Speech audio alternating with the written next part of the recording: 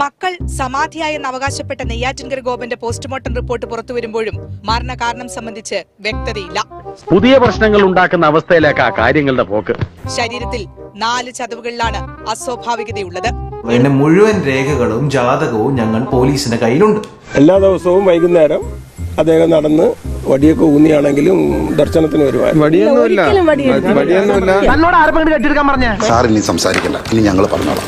പൂജകൾക്കായിട്ട് അച്ഛൻ ക്ഷേത്രത്തിന്റെ നിത്യപൂജകൾക്ക് വേണ്ടി അച്ഛൻ പൂജകളെല്ലാം കഴിഞ്ഞതിന് ശേഷമാണ് സമാധിയിലേക്ക് എത്തുന്നത്. നിങ്ങളെയൊക്കെ കാണുന്ന പോലെ ഞാൻ എന്റെ ഈ കണ്ണുകൊണ്ട് കണ്ടതാ. അത് അന്നെന്തെങ്കിലും ഗുരുമാല ഒപ്പിച്ചിട്ട് ഇപ്പൊ എനിക്ക് ഒന്നറിഞ്ഞൂടാന്ന് ഭാവിക്കാന്ന് ആർക്കറിയാം. ആരോഗ്യത്തിന് ഒരു കുറവില്ല. കാരണം കൃത്യമായിട്ട് ഭക്ഷണാഹാരം, മരുന്ന് ഇതെല്ലാം കറക്റ്റാ. വിശ്വാസം വരുന്നില്ലല്ലേ?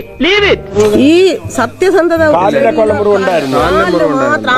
ബാക്കില് ഒരിക്കലും ഇല്ല. ഒരിക്കലും ഒരു കൊതു കടിക്കാൻ ഞങ്ങൾ അനുവദിച്ചിട്ടാ. താഴെ വെച്ചാൽ പാമ്പ് കടിക്കും, തലയിൽ വെച്ചാൽ പൂച്ച കടിക്കുമെന്ന് പറഞ്ഞ് വളർത്തിയതാണ് ഇവര്.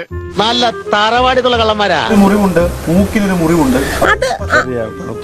അത് ഈ പണ്ട് ഇങ്ങനെ എന്തോ ഉരുളൊന്നും വേണ്ട. ഈ പണ്ട് ഇങ്ങനെ എന്തോ ഇവിടെ തട്ടി ചെറിയ ഒരു തഴമ്പാണത്, മുറിവല്ല. നുണ പറയാം, അതിൽ വിശ്വസനീയത വേണം. അത് എന്തോ ഈ ഒരിക്കലും ഇല്ല. ഭഗവാന്റെ മുമ്പ് ഞങ്ങൾക്ക് ഒരു കള്ളം പറയേണ്ട ആവശ്യമില്ല. എന്തെങ്കിലും ഒരു വഴി ഉണ്ടാക്കി തരണം. ഒരു വഴിക്കാക്കി തരാം, താൻ ധൈര്യമായിട്ട് പൊക്കും. നിൽക്കുന്ന നിങ്ങൾക്കും എനിക്കും എല്ലാം തരുന്ന ഉയിര് തരുന്ന ഭഗവാനാണ്. ഈ മഹാദേവന്റെ നടയിൽ ഞങ്ങൾക്ക് സത്യമേ പറയാൻ പറ്റുള്ളൂ.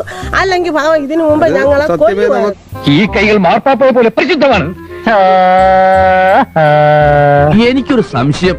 ചതവുകളുണ്ട്, പക്ഷെ അത് മരണകാരണമല്ല. പക്ഷെ ചതവുകളൊക്കെ നേരത്തെ ഉണ്ടായിരുന്ന ചതവുകളെന്നാണ്. ചെവിട്ട് തൊഴിലാളിയാണ്, കൂലിപ്പണിക്കാരാണ്. ഒരു കൂലിപ്പണി മുറിക്കുന്ന ഇത് സിനിമയല്ല, പച്ചയായ ജീവിതമാണ്. ബുദ്ധിമാനായിക്കോ, പക്ഷെ മറ്റുള്ളവരെ അങ്ങ് വെറും മണ്ടന്മാരായി കളയരുത് കേട്ടോ. ആ ക്ഷേത്രമാണ്. നിങ്ങൾക്ക് ഒന്നും പറഞ്ഞാൽ മനസ്സിലാവില്ല. ഹിന്ദു ധർമ്മം, സനാതന ധർമ്മം. കോമൺ സെൻസ് ഉണ്ടെങ്കിൽ നിങ്ങൾ ഒന്ന് ചിന്തിച്ചു നോക്ക്. നടക്കാത്ത സംഗതി വിളിച്ചു പറഞ്ഞു വെറുതെ നാറണ്ട. എന്തുമാത്രം കഷ്ടപ്പെട്ട് യാതനകൾ ചെയ്തിട്ടാണ് ഈ ക്ഷേത്രം നിർമ്മിച്ചെന്നറിയാം. വിറവ് കീറി ഓരോ ഹോട്ടലിൽ കൊണ്ടു കൊടുത്തും ഞങ്ങള് ത്യാഗം സഹിച്ച് ആണ്. അതല്ല, നേരത്തെ ഈ ചതവും മുറിവൊക്കെ ഉണ്ടായിരുന്നു ശരീരത്തിൽ. പിന്നെ മരം വെട്ടാറിന് പിന്നെ എന്തൊരു വരില്ല. ഇത് എന്റെ കഴുത്തിലാക്കോ? ഇനിയെല്ലാം ദൈവത്തിന്റെ കയ്യിലാ. ഭാഗ്യമുണ്ടെങ്കിൽ നമുക്ക് വീണ്ടും കാണാം. വരട്ടെ.